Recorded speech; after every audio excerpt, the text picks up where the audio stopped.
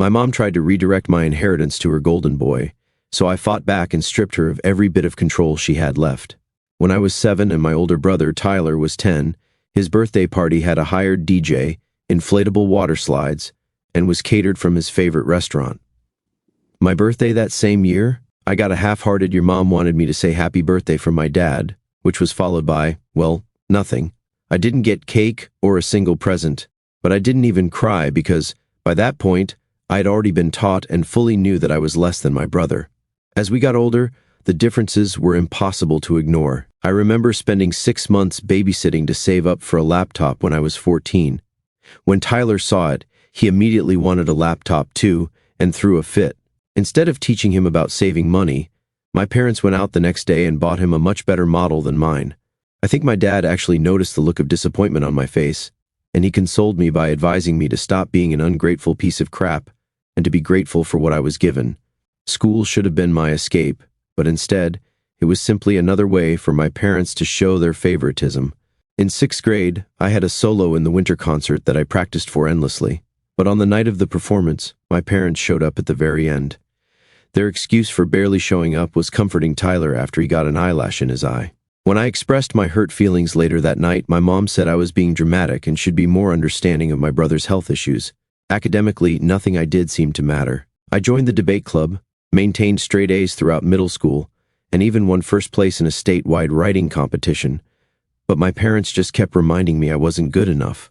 They literally told me to be more like Tyler, and only then would they love me more. Ironically, if I was like Tyler, I would have been failing. I remember when Tyler got a D- up to a C- in his Algebra I class, my parents took him out for a celebratory dinner and bought him $1,000 concert tickets as motivation to keep improving. Meanwhile, for me, my parents would ground me for coming home 10 minutes late from studying at the library. I remember Tyler would set off the house alarm at 4 in the morning, reeking of beer, and they'd just chuckle before muttering their favorite phrase of all time, "Boys will be boys." In junior year, I was one of 3 students from our state selected for a prestigious summer program at Stanford. I was ecstatic. When I shared the news at dinner, my mom said, "Okay, why are you telling me this?" My dad just grunted and asked who would feed the dog while I was gone. The next day, I overheard my mom telling her friend on the phone that I was always trying to make Tyler feel bad with my fancy academic stuff. When I needed a ride to the airport for Stanford, my parents couldn't take me because Tyler had a game, and they'd die before missing one of Tyler's games, so I had to ask my friend's parents for a ride. My friend's mom made a point to take photos of me boarding the plane to commemorate the occasion. She even sent me care packages during the program, something my own parents never thought to do. The college application process was another nightmare, but long story short, I got a scholarship. I tried to hide it, but then my mom found the letter and suggested I decline it because someone else probably deserves it more. Meanwhile, my parents were completely understanding when Tyler barely graduated high school and decided not to go to college. They even bought him a truck as a graduation gift, but later on, they did end up leaving me with something, a diagnosis of depression and anxiety. It took years to build my self-esteem and learn to validate myself instead of seeking my parents' approval. My therapist helped me recognize patterns of seeking external validation and people-pleasing that stemmed directly from my childhood experiences. My immediate family wasn't supportive, but I managed to build a decent life anyway. I graduated college with honors, landed a good job in marketing, and even bought my own condo by 29. I seemed to be the only one who's proud of my accomplishments, but I didn't care anymore. Just when I thought the worst was behind me, it was only getting started because that's when the next set of drama began. My grandmother on my mom's side passed away recently. She was a successful restaurant owner who built her business from scratch and left behind a substantial estate. In her will, she divided her assets equally among her grandchildren, me, Tyler, and our cousins, and her children, my mom and her brothers. My portion of the inheritance was significant, around $350,000. It would allow me to pay off my student loans, invest in my future, and maybe even start my own business someday. I was grateful for this unexpected windfall and the opportunities it would provide. Unlike my parents, my grandmother had always treated me and Tyler equally. She came to my debates and swim meets when my parents couldn't be bothered, and she always remembered both our birthdays with thoughtful gifts that showed she was paying attention to our interests. When the will was read, however, my parents were visibly upset. Afterward, they pulled me aside and told me they felt it was unfair that I received an equal share. Tyler, who still lives in my parents' garage apartment and works part-time at a vape shop, needed the money more because he was struggling. My mom pointed out that I already had a good job in a condo, while Tyler was still finding his way at 33. The subtext was clear: my success should be punished and his failure rewarded. I was shocked, but tried to stay calm. I explained that Grandma made this decision, and it wasn't up to us to change it. They insisted I should do the right thing and give Tyler my fair portion. When I refused, they became furious and started guilt-tripping me, calling me ungrateful and selfish.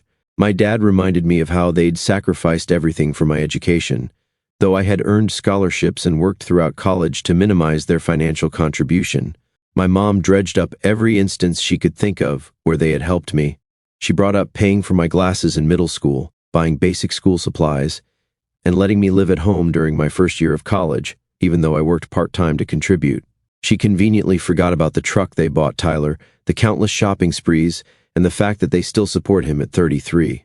She didn't mention the time they refused to help me pay for a class trip that all my friends were going on, but then took Tyler and his friends to a professional basketball game the very next weekend.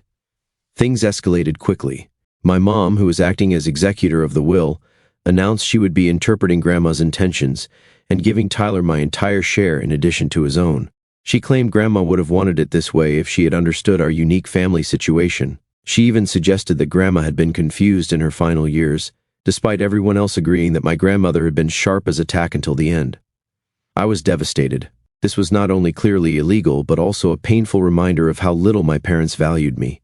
I tried reasoning with them, pointing out that Grandma had always treated all her grandchildren equally and was well aware of our circumstances. She knew exactly what she was doing. I insisted she talk to me about her will last Christmas and specifically mentioned wanting to help all her grandchildren have opportunities. My dad accused me of speaking ill of the dead by suggesting Grandma would have wanted anything different from what my mom was proposing. I mentioned specific memories of Grandma encouraging my academic and career goals, but my parents dismissed these as misinterpretations. My mom claimed I was always twisting things to make myself look better, a tactic she'd used throughout my childhood whenever I questioned the fairness of their actions. They claimed Grandma had privately expressed concern about Tyler's future and wanted to make sure he was taken care of. When I asked why she hadn't simply written the will that way, they had no answer. Instead, my mom changed the subject, reminding me how much Tyler had struggled compared to my easy path, as if all my hard work counted for nothing. Tyler himself was awkward about the situation but didn't speak against our parents. When I tried to talk to him alone, he just shrugged and said, "Mom and Dad know what's best." Clearly, he wasn't going to be any help. He did have the decency to look uncomfortable at least, but years of being the golden child had taught him to go along with whatever our parents wanted. Feeling betrayed and hurt, I reached out to my maternal grandfather, Grandma's widower, for advice. When he heard what was happening, he was livid. He told me my parents had absolutely no right to alter the will, and that this was definitely not what Grandma had intended. "Your grandmother and I discussed this at length," he said firmly. "She wanted all her grandchildren to have equal opportunities, regardless of their circumstances." Grandpa sent me some information that cleared everything up. Apparently, several years ago, my parents had approached Grandma, asking her to leave everything to Tyler in her will. Grandma had firmly refused, saying she believed all her grandchildren should be treated equally. She had even included a clause in her will stating that anyone who contested the equal distribution would forfeit their share. Grandpa told me that Grandma had been deeply troubled by the favoritism she'd observed over the years and had confided in him many times about her concerns for my emotional well-being. Armed with this information, I confronted my parents.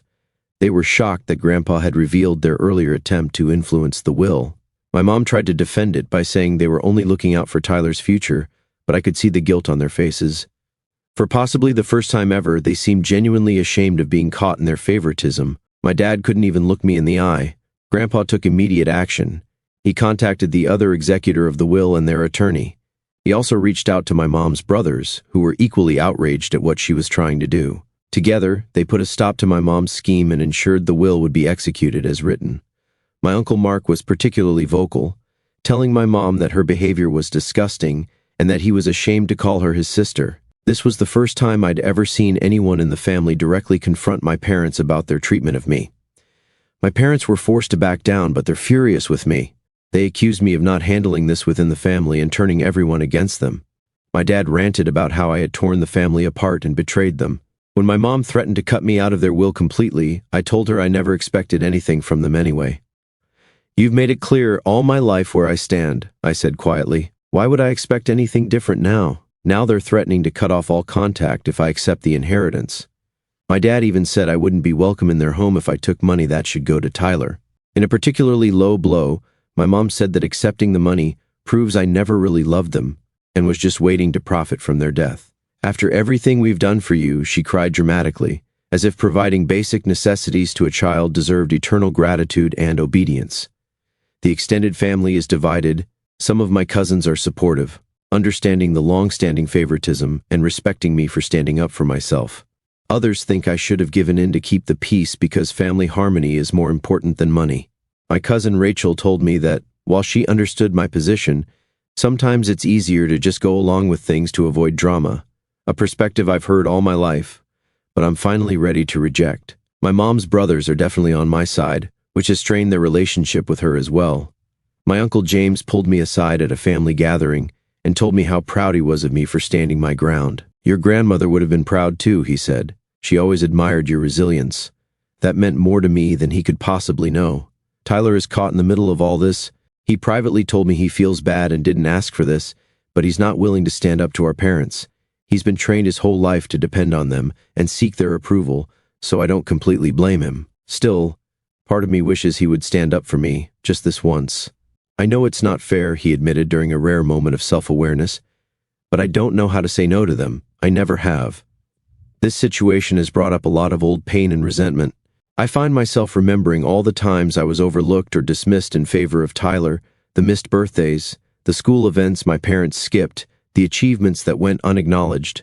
There was the time I broke my arm in 8th grade, and my mom made me wait 6 hours for treatment because she didn't want to miss Tyler's soccer practice, or when I graduated college with honors, and they left immediately after the ceremony to attend Tyler's recreational softball game, missing the celebratory dinner I had planned. This one incident feels like it's bringing to a head a lifetime of unfairness. While the whole situation has caused a major rift in the family, I'm standing my ground and plan to accept my inheritance as Grandma intended. My parents barely speak to me, and family gatherings have become awkward. I skipped our monthly family dinner last week for the first time ever because I couldn't face the cold shoulders and accusatory glares.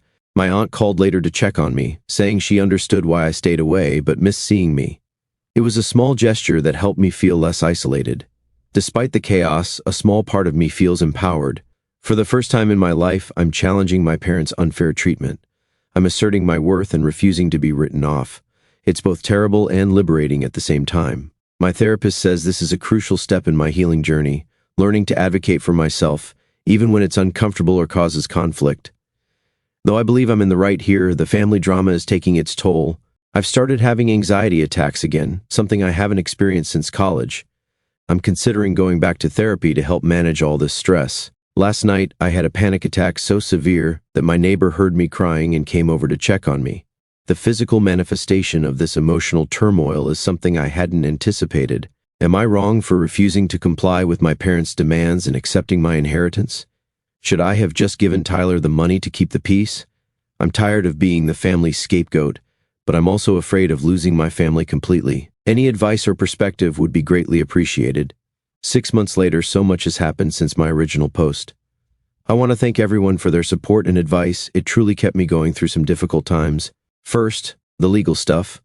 I took the advice many of you gave and consulted my own lawyer. He confirmed I had every right to my inheritance, and that what my mom attempted was indeed illegal. He helped me document everything and prepared to take legal action if necessary. He also advised me to keep all communication with my parents in writing as much as possible, which turned out to be excellent advice given what followed. Thankfully, it didn't come to that. My grandfather and his attorney, along with my uncles, handled everything without court involvement. I received my full inheritance, and the will was executed exactly as written. My mom was removed as an executor because of her attempt to manipulate the will. The process took several weeks of tense meetings and angry phone calls, with my parents threatening lawsuits. But ultimately, the law was clear, and they had to back down. My grandfather's attorney was particularly helpful, explaining to my parents in no uncertain terms the potential legal consequences of their actions, including possible criminal charges for attempted fraud. The family fallout, however, is still ongoing. Initially, my parents doubled down on their position. They accused me of being greedy and neglecting my brother. They also tried to turn other family members against me, spreading rumors that I had somehow manipulated Grandma into giving me money. My mom even claimed I'd always been Grandma's favorite, an ironic accusation coming from someone who had so blatantly favored one child over the other. Fortunately, most of the family saw through their tactics. About a month after the will was settled, there was one particularly ugly incident at a family gathering. My parents showed up uninvited to my uncle's house. He was hosting and hadn't invited them, and created a scene. My dad started yelling about how I had stolen from Tyler and turned Grandpa against them. My mom threw a photo album at my feet. It was awkward and horrible. It took several relatives to calm things down and convince my parents to leave. My 10-year-old cousin was in tears, and my aunt had to explain to her that sometimes grown-ups don't behave like grown-ups. I felt terrible that my family drama had affected a child. My grandfather has been my strongest ally through all of this. He shared stories about how Grandma had always been proud of my achievements, and how she specifically wanted to ensure all her grandchildren had equal opportunities. He revealed that Grandma had kept a folder of my accomplishments, newspaper clippings of academic awards, copies of my college acceptance letters, and even the program from that school concert my parents had been late for. This was both heartwarming and heartbreaking to learn. He showed me birthday cards I had made for her as a child that she had saved, along with notes she had written about her concerns regarding my parents' treatment of me. "Your grandmother worried about you," he told me one evening over tea. "She saw how hard you worked for approval that never came. She wanted to make sure you knew that someone believed in you." He shared that Grandma had actually considered giving me a larger portion because she worried about the emotional damage my parents had caused, but ultimately decided equal treatment was the best approach. She didn't want to fuel more resentment, he explained. She just wanted to give you a foundation to build your life on your own terms. Grandpa also took it upon himself to set the record straight with the extended family. He organized a family meeting without my parents, laying out the entire history of their favoritism, including incidents I had forgotten or never even known about. Having someone finally acknowledge the unfairness I'd experienced for years was validating, but it also reopened old wounds. He shared how Grandma had confronted my parents several times about their behavior, only to be met with denial and accusations that she was interfering. He even had letters Grandma had written to them expressing her concerns, which they had apparently ignored. As for Tyler, he finally found his voice in all this. After some soul-searching and several long conversations with our grandfather, he came to me privately and apologized for not standing up for me sooner. "I always saw what was happening," he confessed, "but it was easier to just go along with it than to question it. I'm sorry I wasn't braver."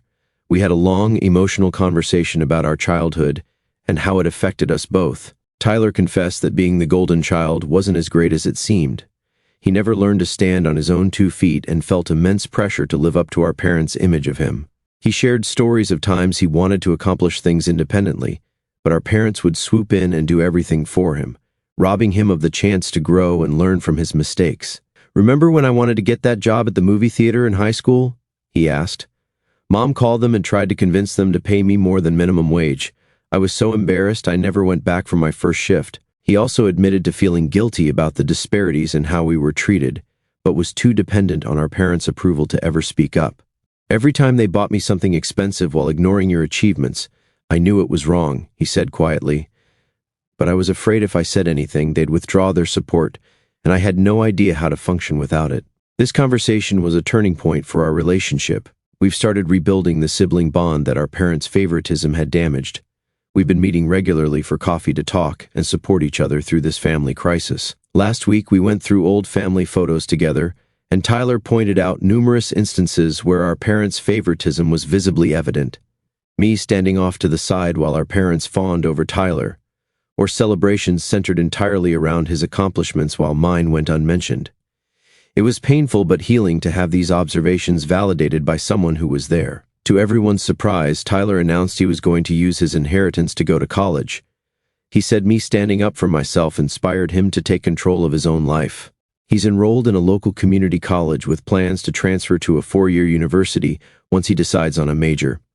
He's considering psychology, inspired by the insights he's gained through our family therapy sessions. "I'm nearly 34, he told our parents firmly. "It's time I figured out who I am without you making all my decisions." My parents' reaction to all this has been mixed and evolving. Initially, they lashed out at both of us in anger. They tried to guilt Tyler into dropping out of college to support the family since I had turned him against them. When that didn't work, they changed tactics. They attempted to sabotage his efforts by scheduling family emergencies during his exam week and suggesting he was too fragile for academic pressure. Thankfully, Tyler recognized these manipulation attempts and set firm boundaries. After several lengthy conversations with my grandfather and seeing Tyler's positive transformation, my dad has started to recognize how damaging their behavior has been. He's made some tentative steps toward reconciliation, even starting therapy to address his issues.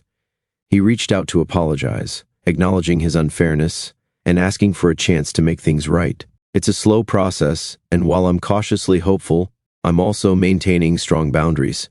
During our last conversation, he admitted that he had always found it easier to connect with Tyler because they shared interests like sports, while my academic achievements intimidated him. I didn't know how to relate to you, he confessed, but that's no excuse for making you feel less important. Unfortunately, my mom has been less willing to acknowledge any wrongdoing. She's still angry and sees herself as the victim in all this. She's been cold toward Tyler since he decided to go to college and barely speaks to me at all. She's made a few attempts to manipulate us, threatening to sell our childhood home if we don't come to our senses or forgiving us if we admit we were wrong. We're both standing firm, but it hurts to see her push both her children away like this.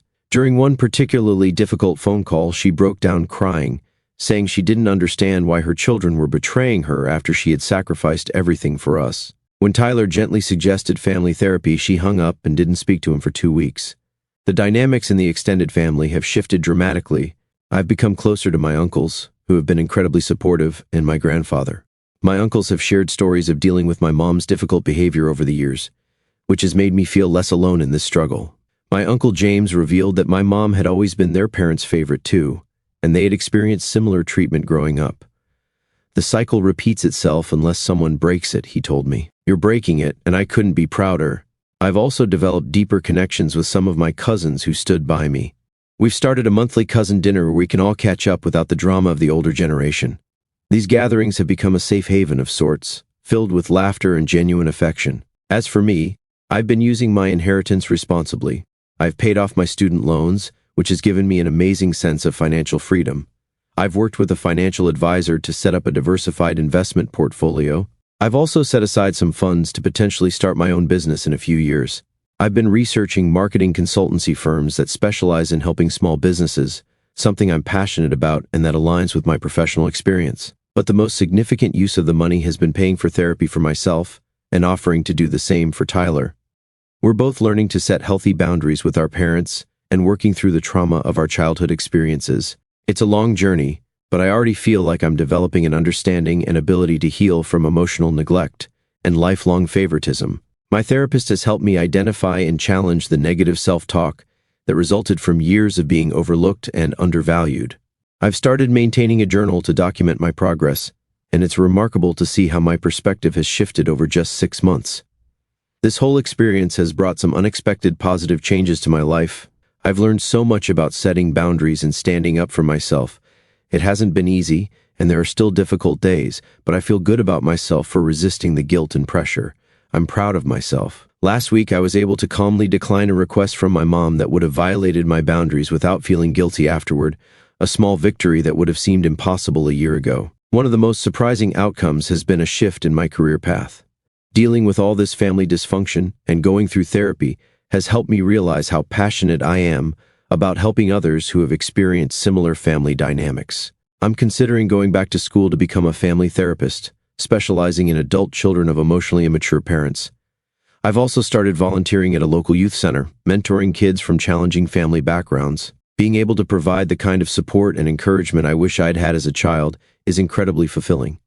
I'm even thinking about using some of my inheritance to establish a scholarship fund for kids in similar situations. Working with these children has given me a sense of purpose I hadn't anticipated. Seeing their faces light up when they receive genuine praise and encouragement reminds me of how powerful validation can be for someone who rarely receives it. My relationship with Tyler continues to improve. We have a monthly sibling day where we do something fun, just the two of us. Our hiking trip last month was the most relaxed and connected we've felt since we were small children. Without our parents' influence, we're slowly rebuilding our relationship on our own terms. He shared some of his own struggles with anxiety and imposter syndrome, issues that stem directly from the pressure of being the golden child. In turn, I've opened up about my perfectionism and fear of rejection. We're learning to be authentic with each other without the roles our parents assigned us. As for my parents, things remain complicated. My dad is trying to rebuild our relationship. He's been attending therapy regularly and has started to recognize some of the damage his favoritism caused. We've had a few one-on-one lunches where we've had some honest, though difficult conversations about our past and future. It's not perfect, but there's progress. Recently, he attended one of my professional speaking engagements and, for the first time in my memory, told me he was proud of me without qualifying it or comparing me to Tyler. My mom continues to resist change. She still insists she did nothing wrong and that Tyler and I should be grateful. She refuses to be in the same room with me, so she's missed several family functions. It hurts, but I'm learning to let go of my need to make her see things differently or control her reactions. As my therapist reminds me, you can't control other people's responses, only your own actions. I still hope that someday she'll be willing to work through these issues, but I'm no longer putting my life on hold waiting for her approval. My grandfather has become a rock for both Tyler and me. He's been sharing more stories about our grandmother and how proud she would be of us for standing up for ourselves. He's always been a voice for fairness and understanding, and he's been an amazing mediator in family conflicts. Last month, on what would have been Grandma's birthday, he organized a memorial dinner where we all shared our favorite memories of her. It was healing to celebrate her life and legacy without the tension that had characterized our recent family gatherings. This whole process has taught me a lot about what family really means. I've come to see that sometimes the family you choose can be more supportive than the one you were born into. I've grown closer to my uncles and cousins who stood by me, and I've developed a tight-knit circle of friends who have been incredibly supportive through this journey. My college roommate, who witnessed some of the favoritism firsthand years ago, flew in for a weekend just to help me process everything. These are the relationships I'm choosing to nurture going forward. Setting boundaries and practicing self-care have become much more important to me. I'm getting better at saying no to situations that compromise my mental health, and I no longer feel guilty about prioritizing my own well-being. I've started exploring new interests and hobbies that I always put off while I was focused on trying to earn my parents' approval. I've joined a local hiking group and started taking painting classes, activities I do purely for enjoyment rather than achievement. For the first time, I'm learning what it means to do things for myself rather than to earn someone else's validation. To anyone in a similar situation, I would say, don't let anyone make you feel bad for receiving what is rightfully yours. It's okay to stand up for yourself, even if it creates conflict. Family dynamics can be complicated, but you deserve to be treated fairly. Remember, it's never too late to start building the life you deserve. Get therapy if you need it, surround yourself with supportive people, and don't be afraid to set boundaries. Your worth is defined by who you are as a person, not by how your family treats you. The road hasn't been easy, but I'm excited about the future and feel a confidence in myself that I haven't experienced in years. I'm looking forward to seeing where this new chapter of my life takes me, and I'm determined to break the cycle of favoritism and create healthier relationships in my own future family. Whether or not my parents ever fully recognize the impact of their actions, I know my own path forward is becoming clearer every day. As Grandma would have said, sometimes the strongest thing you can do is simply to remain standing when others try to push you down.